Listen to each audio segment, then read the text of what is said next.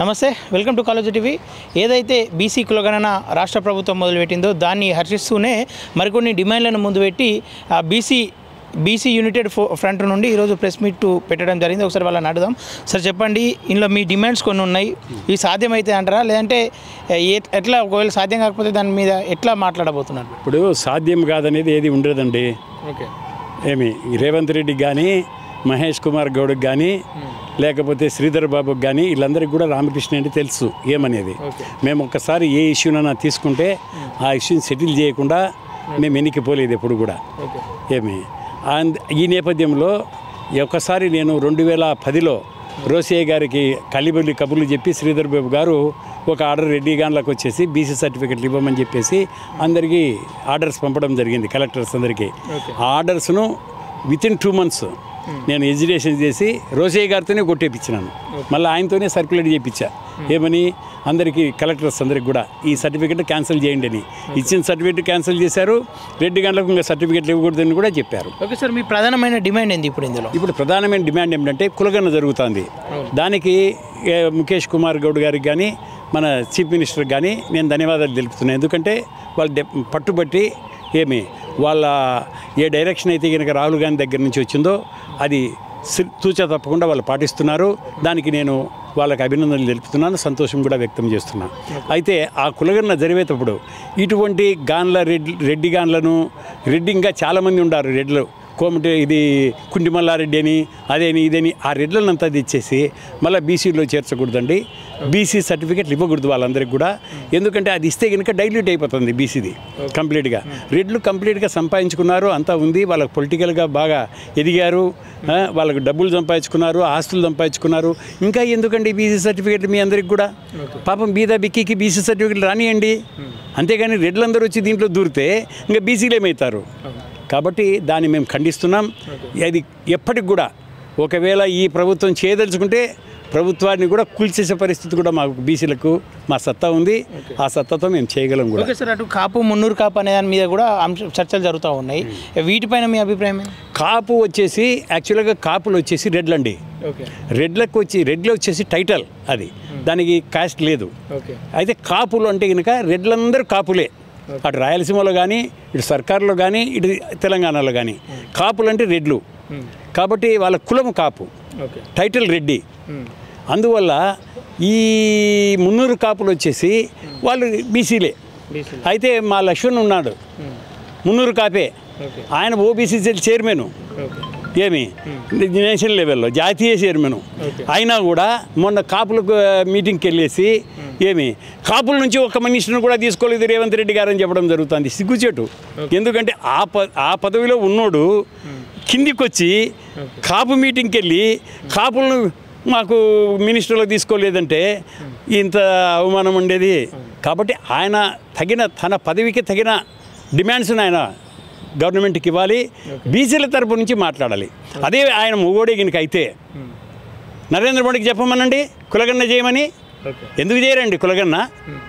వాళ్ళద్ద ఇదియా కులగణన చేయాలి. ఇదే కిషన్ రెడ్డి గారు మేము బీసీ నాయకుడు అది ఇదే అని చెప్పుకుంటున్నాడు. బీసీ నాయకుడు అని చెప్పుకొని బీసీలకు తరపు నుంచి నిరాహార దీక్ష కూడా చేశాడు ఒకసారి. అయితే అతనే పార్లమెంటులో రాజ్యసభలో ఏమని చెప్పాడు? మేము 2011లో కాంగ్రెస్ గవర్నమెంట్ చేసిన బీసీ కులగణనను కూడా మేము అనౌన్స్ చేయము, మేము ఇప్పుడు కులగణన చేయమన్నాడు. అదే మాదిరి ఈయన చెప్పాడు ఇంకా నరేంద్ర మోడీ అంటే కులాల వారీగా మేము భారతదేశ జనాభాను విభజించదలుచుకోలేదు. అరే నీ కులాన్ని విభజించకపోతే మళ్ళీ అప్పుడు ఎందుకన్నావు? నీ 2014లో సోనియా గాంధీ వచ్చేసి నన్ను నీచి జాతి అనింది ఎందుకన్నావా? నేను తేలిని అని చెప్పుకున్నావు కదా, అప్పుడు మళ్ళీ కులాన్ని ఎందుకు చెప్పుకున్నావు? కాబట్టి ఇదంతా ఊరికి చెప్పేదానికే. అందరికీ కులాభిమానం ఉంటుంది. అందరి నాయకులు కులాల వారిగానే వాళ్ళు ప్రాతినిధ్యం వహిస్తారు. అందరి నాయకులు కులాల వారిని గెలుచుకుంటూ వస్తారు. అందుకే రెడ్లు గెలుస్తున్నారు. ఎందుకంటే వాళ్ళు చిన్న కులమైనా కూడా 6% ఉన్నా కూడా వాళ్ళు ఇప్పుడు 6% ఉండి మొన్న తీర్మానం వల్ల ఒకటి చూసా.